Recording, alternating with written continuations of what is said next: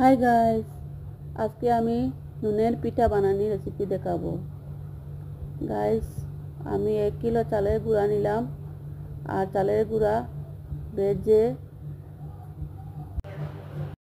আসসালামু আলাইকুম গাইস, দেখেন আমার নুনের পিঠা রেসিপি। আজকে 1 কিলো চালের গুঁড়া নিলাম। চালের গুঁড়াকে চুলায় গরম করে ভেজে নিলাম। তারপর আমি কড়াইতে তেল বসিয়ে আমি পেঁয়াজ, আদা, রসুন, লবণ, হলুদ, জিরে দিয়ে দিলাম। এরপরে অনেক সময় ফ্রাই করে নিলাম। ফ্রাই করার পর আমি চালের গুঁড়ার সাথে মিক্স করে দিলাম।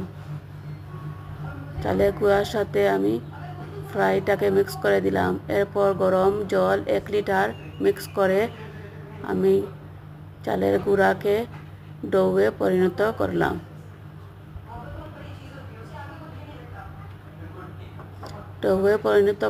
আমার ডোটি নরম ও তুলতুলে হয়ে গেল।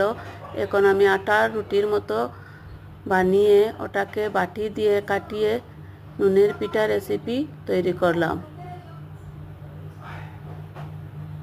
দেখেন অনেকটি নুনের পিঠা হয়ে গেল আমার। এখন আমি কড়াইতে তেল বসিয়ে নুনের পিঠাগুলোকে একসাথে 2-3টা করে